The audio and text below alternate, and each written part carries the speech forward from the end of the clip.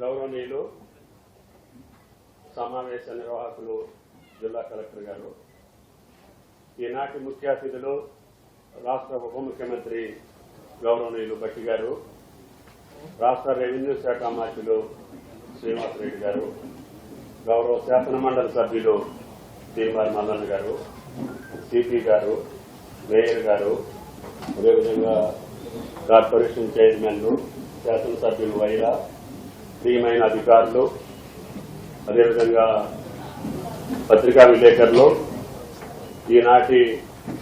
ఆనాటి బాధితులు, ఈనాటి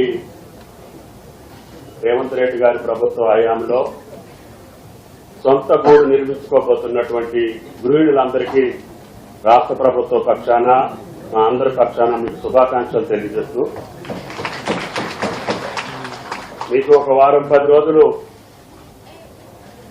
మల్లన్న గారు చెప్పినట్లుగా కొద్దిమంది ముఠాలుగా వాటికి పేదల పేరు ముందు తగ్గించి ఆ ముసుగులో మిమ్మల్ని మోసం చేసి దగా చేసి మీ కాయ కష్టాన్ని వాళ్ళు నిధులుగా సమీకరించుకోవటానికి ఇటువంటి పన్నాగం పంటే ఆనాటి ప్రభుత్వం నిమ్ముకు నీరెత్తినట్లుగా ఉంది, పట్టించుకోలేదు. తర్వాత వాళ్ళు కోర్టుకు పోవటం మూలాన 23లో వచ్చినటువంటి కాంగ్రెస్ ప్రభుత్వం కూడా వెంటనే మీకు మౌలిక వసతులు కల్పించాలని చూసినా కూడా కోర్టులో ఉంది కాబట్టి వెంటనే కరెంటు కానీ మంచినీళ్ళు కానీ ఇచ్చే అవకాశాలు ప్రభుత్వ చేతిలో లేకుండా పోయింది. దాన్ని కలెక్టర్ గారు వచ్చిన తర్వాత పదే పరిశీలించి ఆ యొక్క కోర్టు యొక్క తీర్పుకు అనుగుణంగా న్యాయస్థానం ఏదైతే ఇది భూదాన భూమి 31 ఎకరాలు 7 గుంటలు, దాంట్లో ఇచ్చినటువంటి భూదాన పట్టాలు అనేటటువంటి బోకస్ హౌస్ సైడ్ పట్టాలు ఇచ్చారు. ఆ భూదానం యొక్క కమిటీ నిర్మాణమే తప్పుడు కమిటీ, దానికి భూమికి సంబంధం లేదు. ప్రస్తుతానికి భూదానం ట్రస్టే లేదు, అది సిసిఎల్ఏకి బదలాయించబడింది అని కోర్టు తీర్పిచ్చి సిసిఎల్ఏ ద్వారా రాష్ట్ర ప్రభుత్వం జిల్లా కలెక్టర్ గారిని ఆ భూమి స్వాధీనం చేసుకోమని చెప్పి ఆదేశాలు ఇచ్చింది. ఆదేశాల ప్రకారం రాష్ట్ర ప్రభుత్వం యొక్క ఆదేశాల ప్రకారం జిల్లా యంత్రాంగం అప్పటికీ నిరుపేదలను గుర్తించి అక్కడే ఉంచి అనర్హులను కానీ, దోపిడీదారులను కానీ, దగాకోరులను కానీ, మోసం చేసేటటువంటి వాళ్ళని బయటికి పంపిద్దామని చెప్పి చాలా ప్రయత్నం చేశాం. కానీ ముఠా మేస్తర్లు అయితే వాళ్ళు వెనకున్నటువంటి కొద్ది మందిని మిమ్మల్ని వెనకబెట్టి ఎవరిని కూడా అధికారులను లోనకు రానియకుండా, ప్రస్తుతాన్ని కూడా అధికారులు లోనకు రానియకుండా, ప్రజాప్రతినిధులను రానియకుండా బారికేడ్స్ కట్టి టోల్ గేట్ పెట్టి దౌర్జన్యపూరితంగా, అహంకారపూరితంగా ఒక సమాంతర రాజ్యాన్ని జిల్లా కలెక్టర్ పక్కనే నడుస్తా ఉంటే చూసుకుంటూ ఊరుకోవటానికి ఇది గుడ్డి ప్రభుత్వం కాదని చెప్పి కూడా ఆ ముఠాలకు విజ్ఞప్తి చేయదలుచుకున్నా.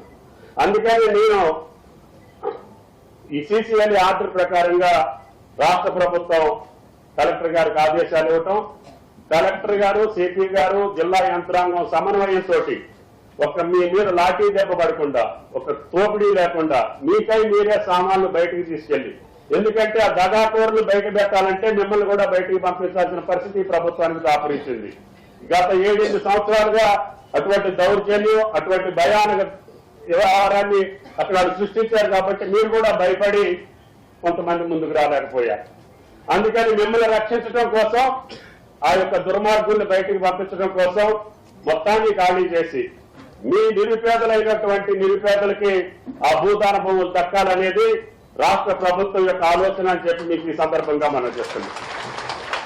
అందుకని ఇంకా బయట ఇద్దామంటే కూడా గౌరవ ముఖ్యమంత్రి గారు, రెవెన్యూ మంత్రి గారు, ఉప ముఖ్యమంత్రి గారు కాదు, వాళ్ళు అక్కడే మోసం చేశారు కాబట్టి ఆ నిరుపేదలకు అక్కడే ఇవ్వాలి, దానికి కావాల్సినటువంటి మౌలిక వసతులన్నింటినీ కూడా ఇంటితో పాటు మీ పిల్లలకి మంచి భవిష్యత్తు ఇచ్చేటట్టుగా ఒక మోడల్ స్కూల్ కూడా మీ భూదాన భూముల్లోనే నిర్మాణం చేస్తామని చెప్పి కూడా విజ్ఞప్తి చేస్తున్నాం.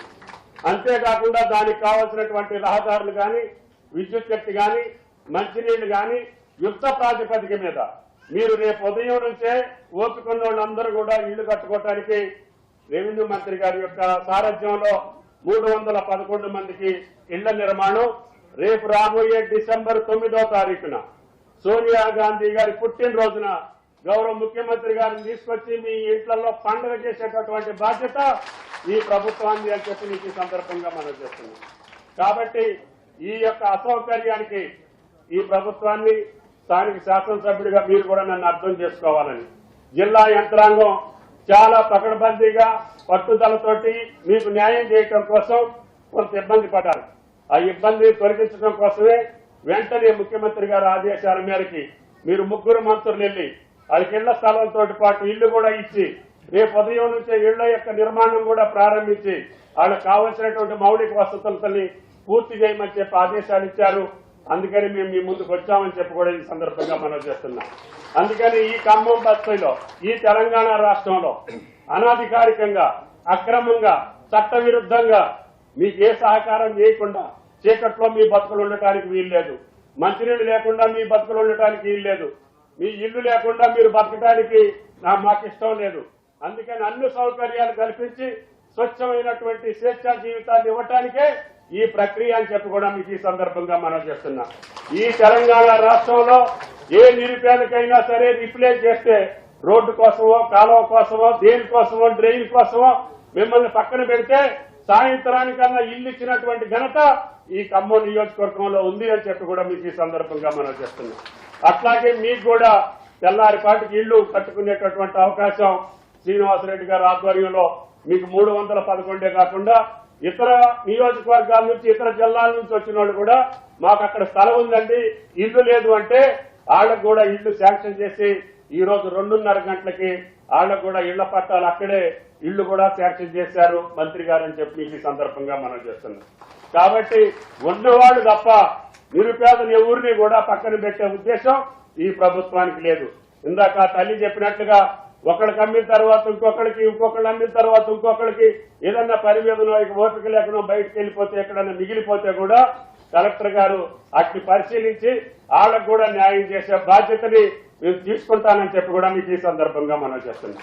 కాబట్టి మీరందరూ గుండె ధైర్యంతో ఇప్పుడు పడ్డ 7-8 సంవత్సరాల కష్టాన్ని మర్చిపోయి మీకోసం మీ పిల్లల కోసం మీ భవిష్యత్తు కోసం వెలుగుమట్ల కాలనీ రేపు భవిష్యత్తులో తెలంగాణ రాష్ట్రంలో ఒక సుందరమైనటువంటి కాలనీగా ఒక అందమైనటువంటి కాలనీగా అన్ని సౌకర్యాలు కలిగినటువంటి కాలనీగా మీ పిల్లల భవిష్యత్తుకి మంచి స్కూల్ నిర్మాణం మీరు ఇల్లు కట్టుకునే లోపల స్కూల్ నిర్మాణాన్ని కూడా పూర్తి చేసి మీ పిల్లలను అందుట్లో చదివించే బాధ్యతని ఈ ప్రభుత్వం తీసుకుంటుందని చెప్పి మీకు ఈ సందర్భంగా మనం చేస్తున్నాం. కాబట్టి ఈ రోజు తీసుకున్నటువంటి తల్లులందరూ కూడా మీ కష్టాన్ని దిగమింది ఈ రోజుకి వాళ్ళు కట్టినటువంటి అమౌంట్ ఏదైతే ఉందో ధైర్యంగా పోలీసు వారికి మీరు ఫిర్యాదులు ఇవ్వండి.